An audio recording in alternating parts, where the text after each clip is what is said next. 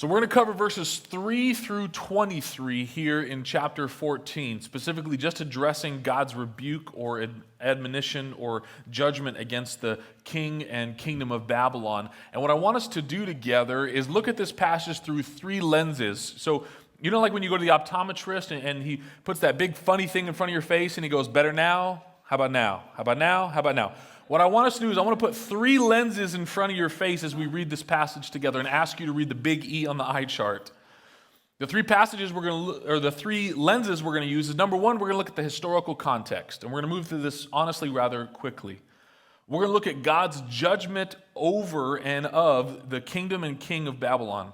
We'll make our way through these verses, again, quickly, discussing the content and the historical meaning. Then the second lens I'm going to ask you to put on is a spiritual and theological context.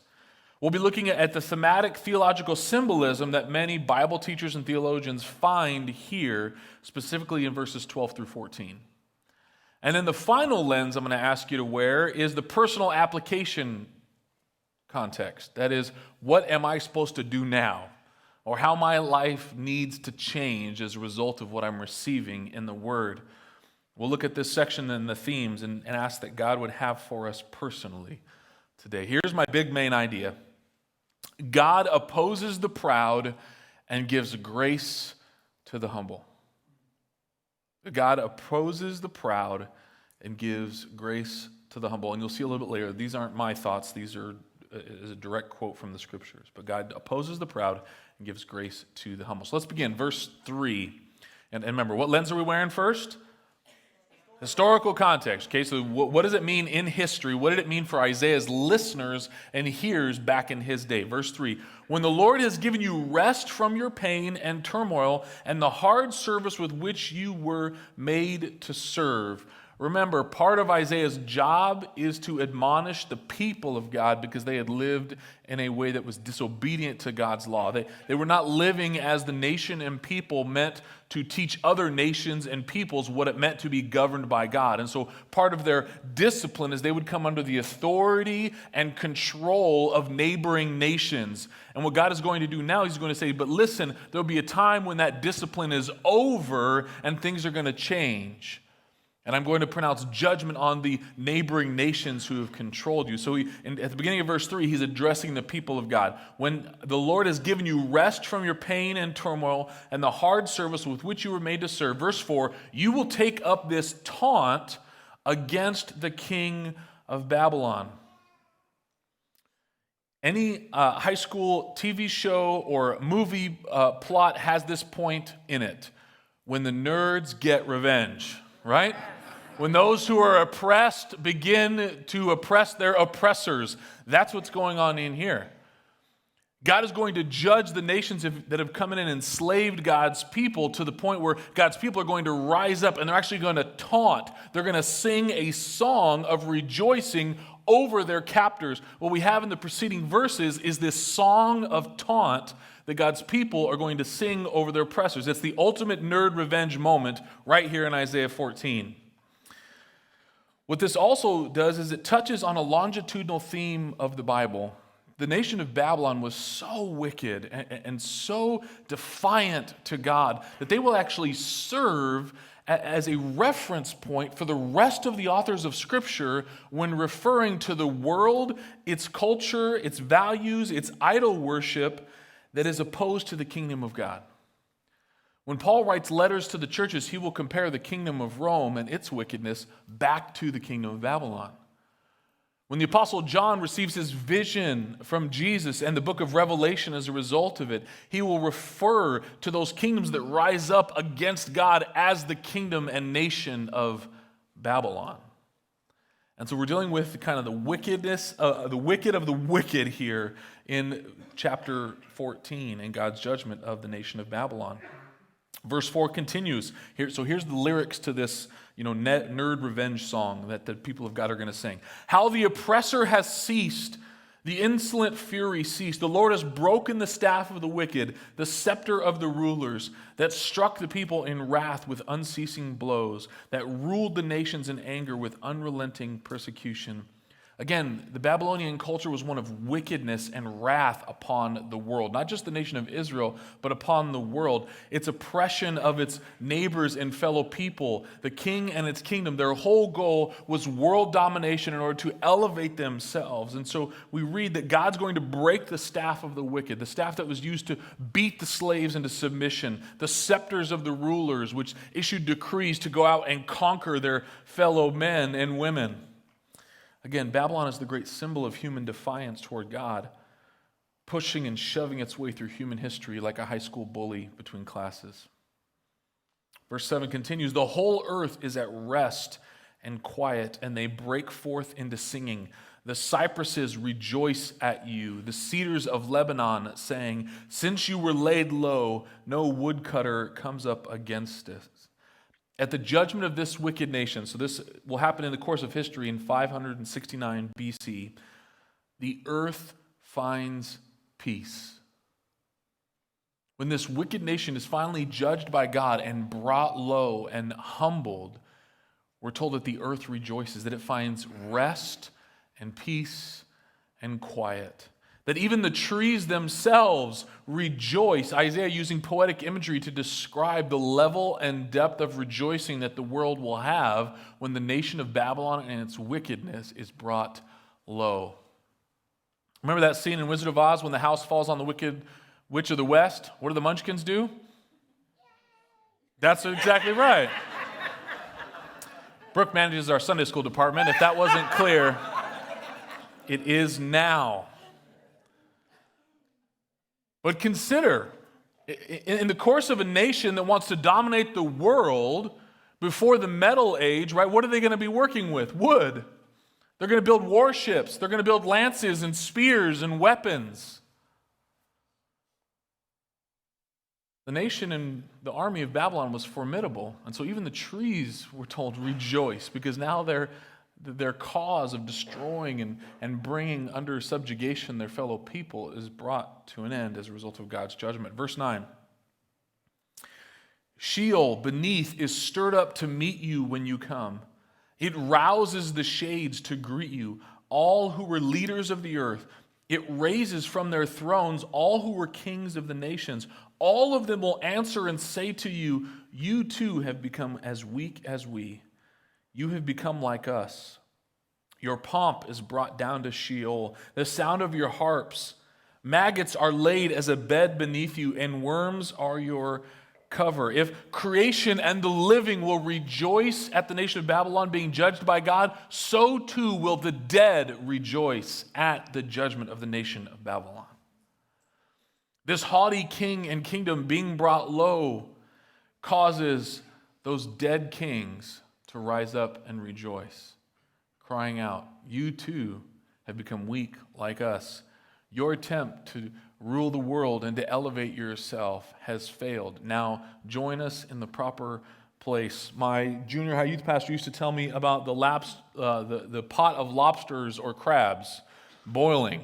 And as there's a frenzy of the crabs, boiling, that one of them may reach up and manage to grab the edge of the pot. But in the frenzy of trying to rescue all of themselves, the other crabs will ultimately pull them down and back into the water, that no one escapes.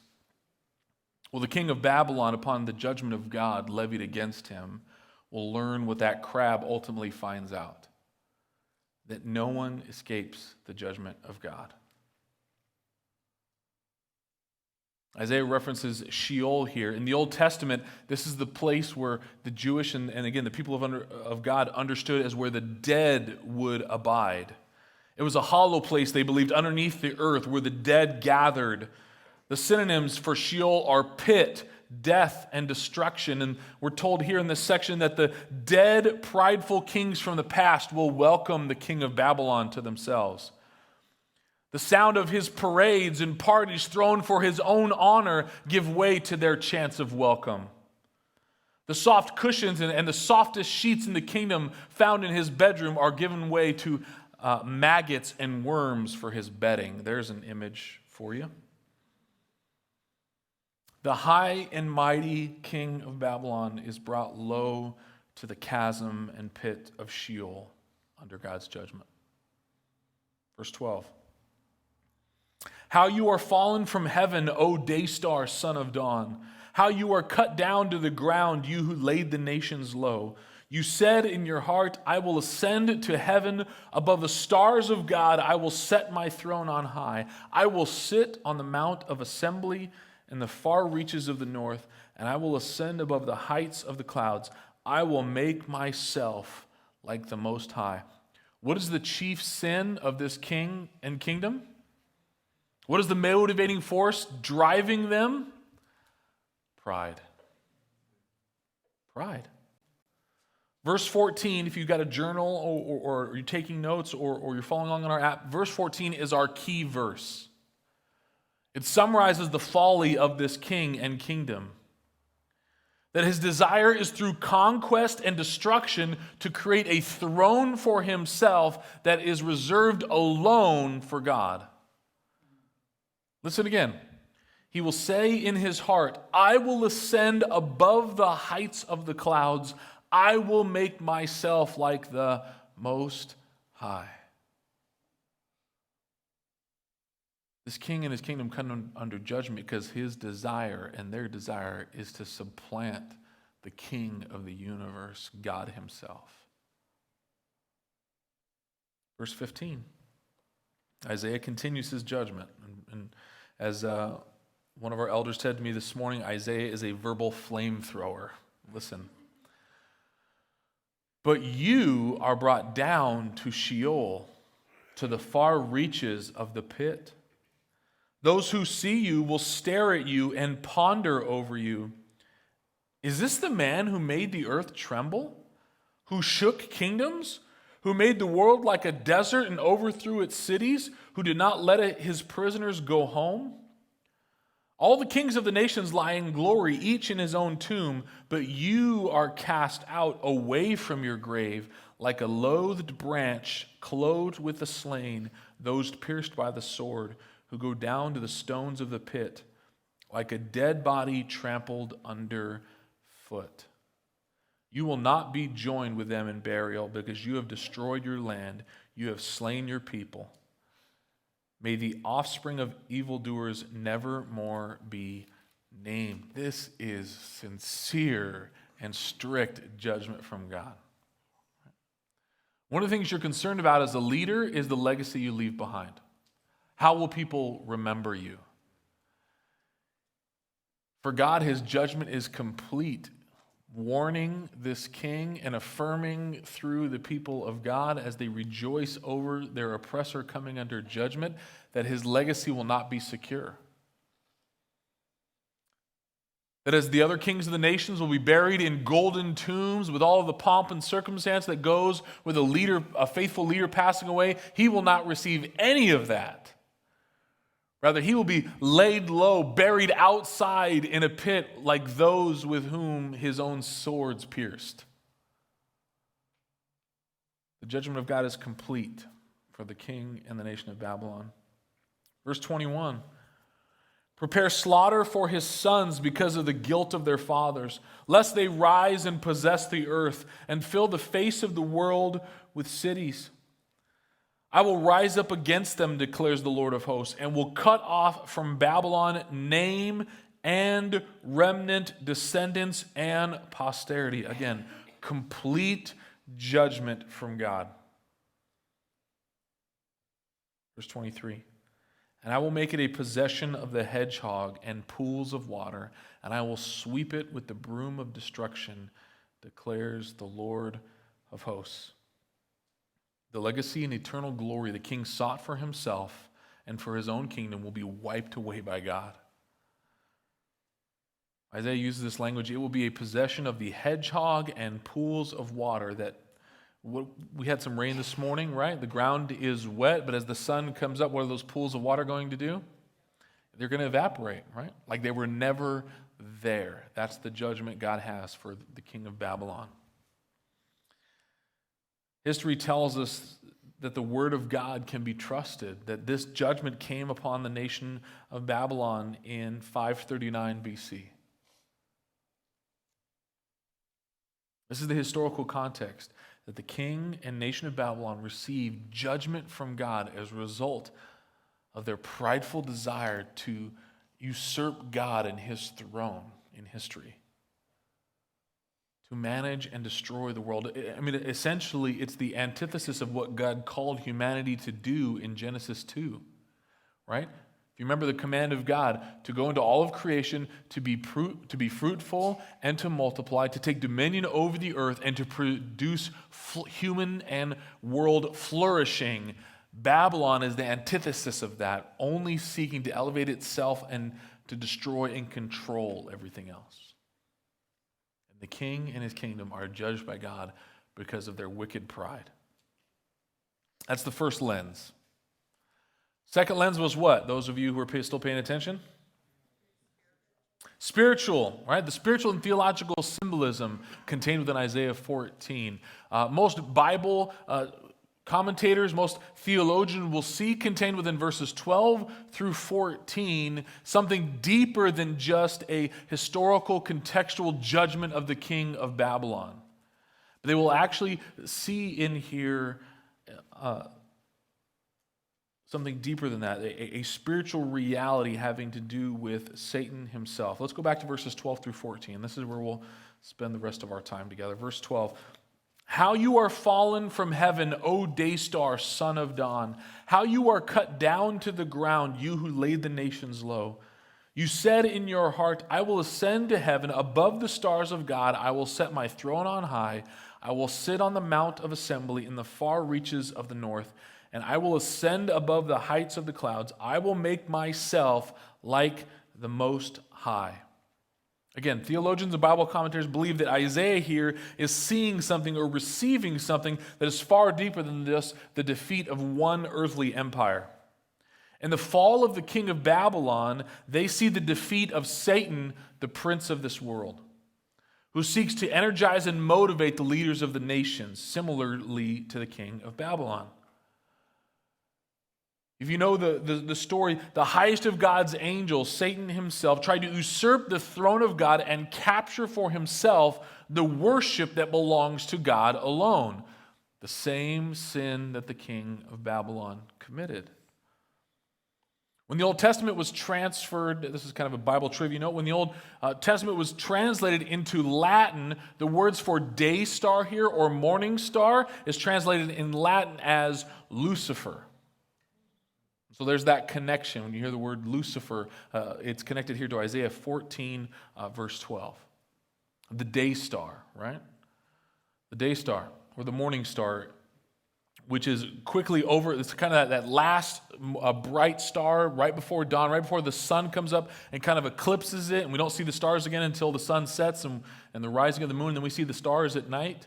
That's kind of that day, that's what the reference to, that small light that is encapsulated or eclipsed by the large light of the sun. That's Satan, or Lucifer, the morning star, the small star that sought to become like the big star, if you will.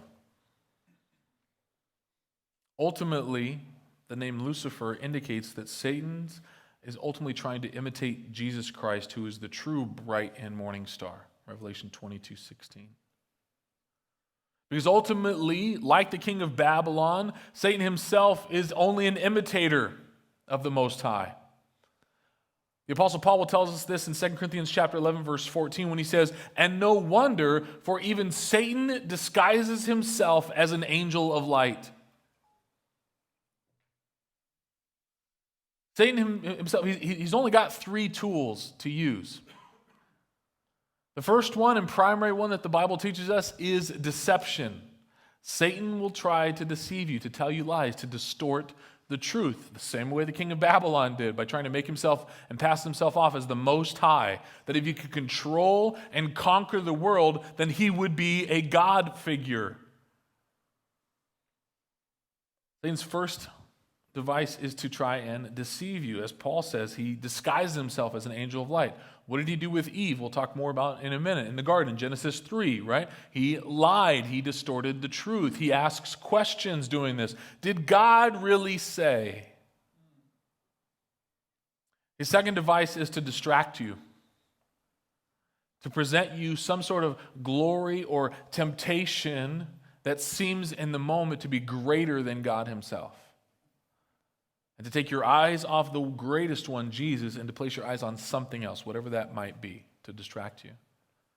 And then the final one is to discourage you. Deceive, distract, and then finally to discourage you. If he can't deceive you and he can't distract you, then he will discourage you. He is the great accuser, the father of all lies. And he will bring up your past sin and cause you to doubt the extent of God's grace and mercy for you. Like the king of Babylon, Satan will one day be humiliated and defeated. He too will be cast out of heaven and finally, ultimately cast into hell in Revelation chapter 20, verse 10.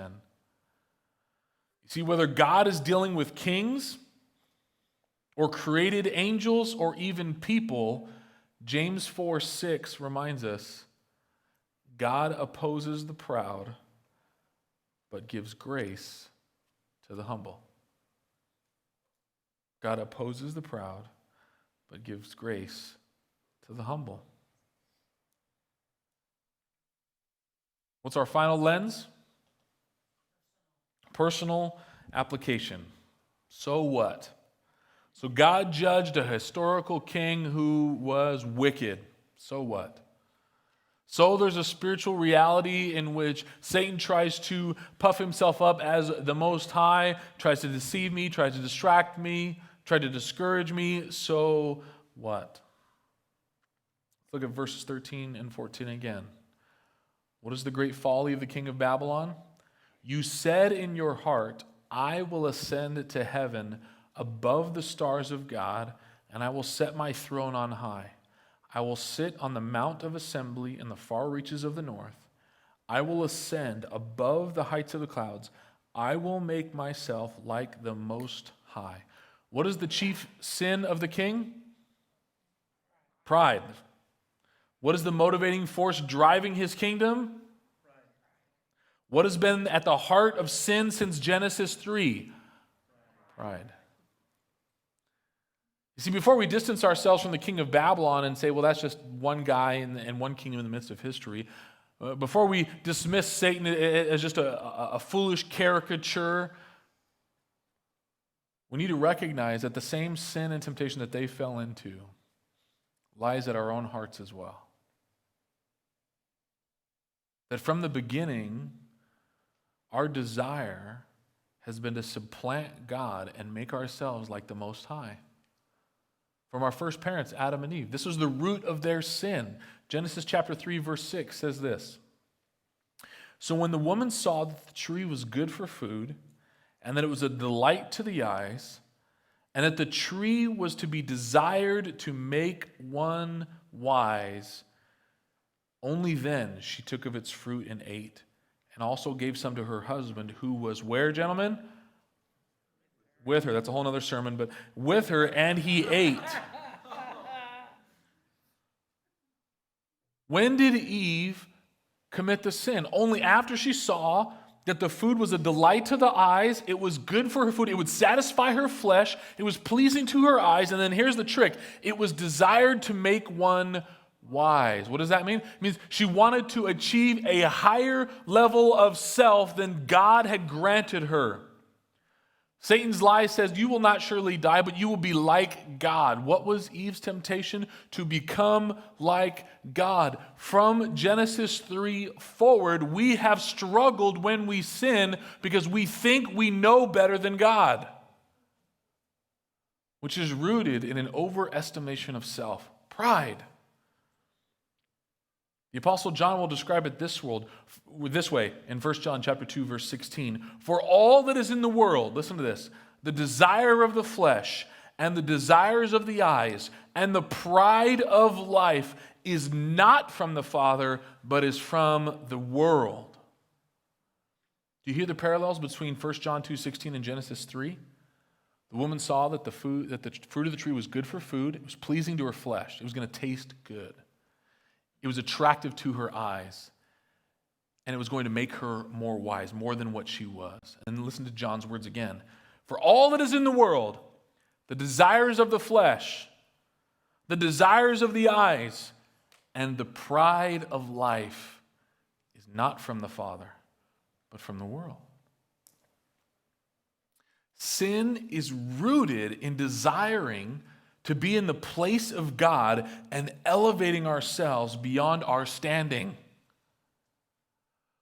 When the world cries out, we know better than God's design, we know better than God's will, we know better than God's ways, we as the church, we're quick to judge, and yet we fall into the same trap all the time.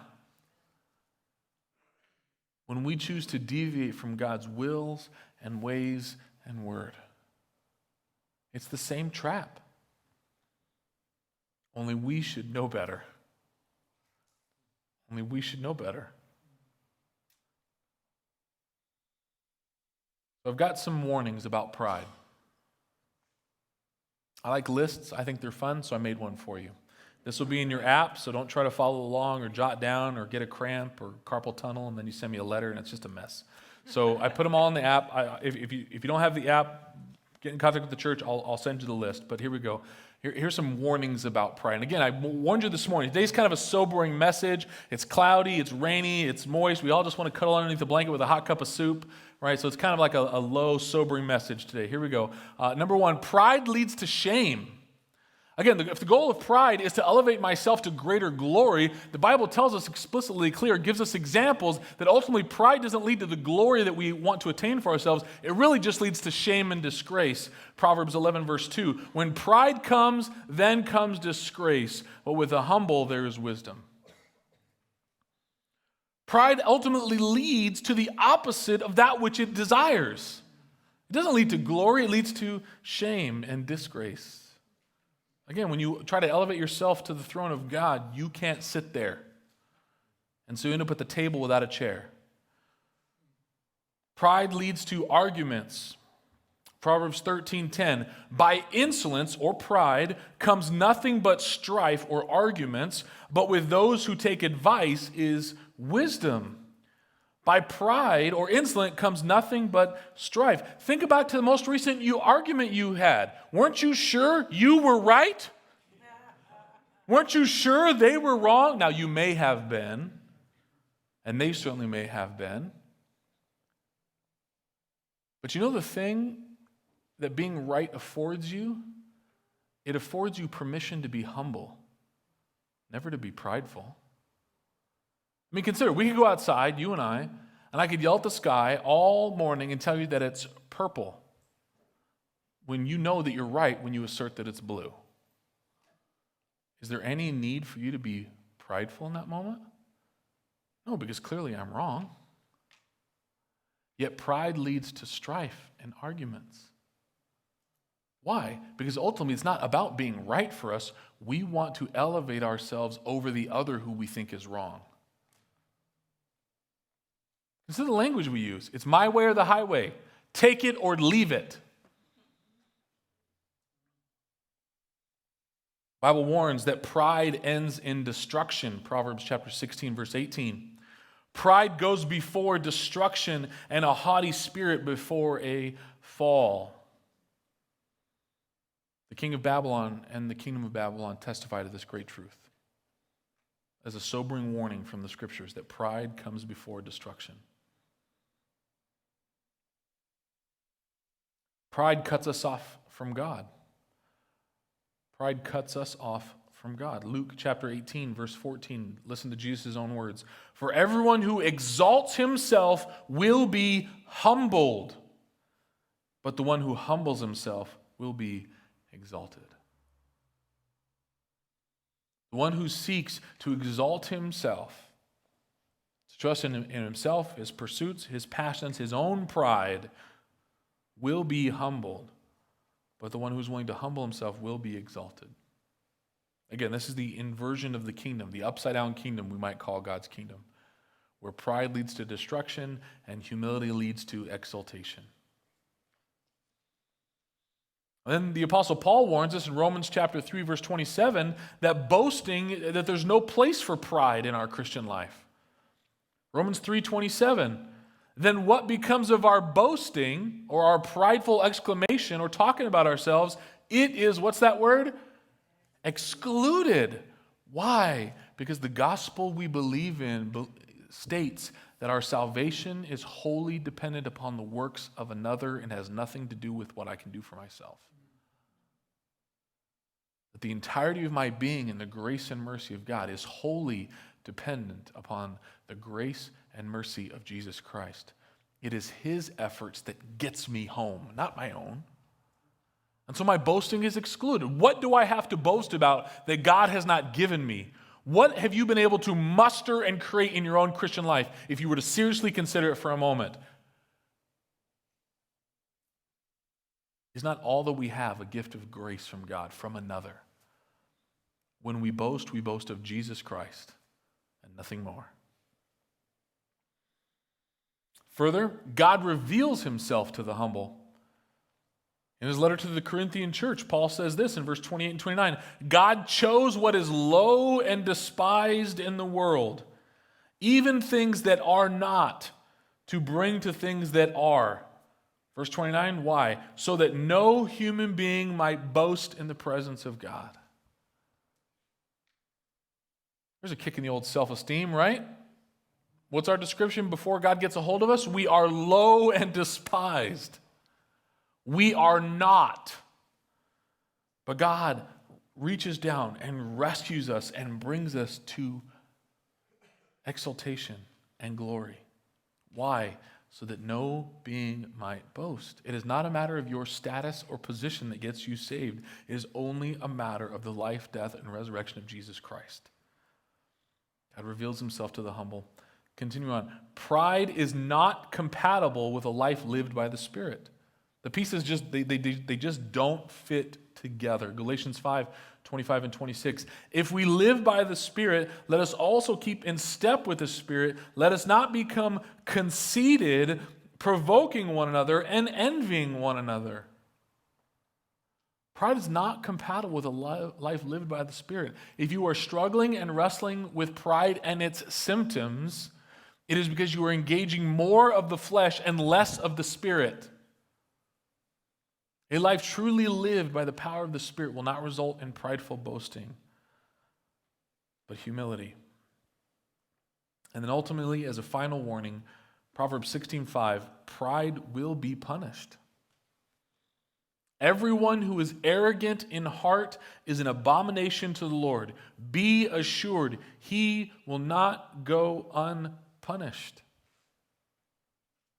The end of human pride, the end of the human pursuit that declares, I know better than God, ends in judgment and destruction. The king of Babylon and the kingdom of Babylon are a first-hand testimony to that truth. Anybody planning a summer vacation to Babylon this year? Why? Because God kept his word and he wiped them off the face of the earth. Kingdoms and cities are built upon their kingdoms and cities. That's how low God brought them. So what's our answer? What's our hope? The antidote to our pride is humility. The antidote to our pride is humility. I'll borrow from pastor and author C.J. Mahaney here because I haven't found anywhere it's defined better. Humility is defined this way. It is honestly assessing ourselves in light of God's holiness and our sinfulness. It is a spiritual looking in the mirror and being honest. It is an honest assessment of ourselves in light of God's holiness and our sinfulness. And if you are willing to pursue humility this morning, you can avoid the destruction that the king and the kingdom of Babylon experienced in history past and that awaits Satan and his minions in the future. But it must start with an honest assessment of ourselves in light of God's holiness and sinfulness. And if you want to avoid this destruction, if you want to avoid the judgment, if you want to avoid all the things I just listed, you must believe two things and you must do one thing. Number one, you must assess yourself honestly in light of God's holiness and admit your sinfulness. But don't worry, you're not alone. For all who follow Jesus here, start here, admitting our brokenness and sinfulness, our inability to change on our own power. That's the first thing you must believe. Number two, you must believe in the death and resurrection of Jesus Christ as your only means of salvation. That Jesus, through the cross, endured the destruction that our pride deserves and gifts us the life and blessing that his humility earned. This morning, if you will believe these two things, the final thing you must do, you must commit yourself to him. The Bible speaks of this in different ways, but in each case it's clear it involves an act of our will. It says that we are to believe in Jesus, which means we are to place ourselves in his hands. And to avoid the fate that the king of Babylon experienced and awaits Satan this morning, you must believe these two things and do this one thing. Let me pray for you, church. Father God, thank you for your word. Thank you for Isaiah, God, and his faithful ministry to deliver hard and difficult truths. I pray, God, that as I have tried to do the same for your people, that the words that I have spoken, God, that are of you, you will implant in their hearts. God, I pray for the pride that is so easily present in us as people. I pray that you would bring us reminders, God, that we are dependent upon your grace and mercy. That you would give us the courage to really look in the spiritual mirror and admit who we are. And that, God, you would send your Spirit to comfort us and to reassure us of your grace and mercy, God, that you have loved us even as we are. Father, may we be a church that boasts of nothing but your mercy. May we take no pride in our accomplishments. But again, as I prayed earlier, we desire nothing more than to give you the glory. God, I pray for each heart in this room that you would give them the courage to honestly look in the mirror, to confess their pride, to follow you in humility. Would you be with us now as we worship, Father? We ask this in Jesus' name.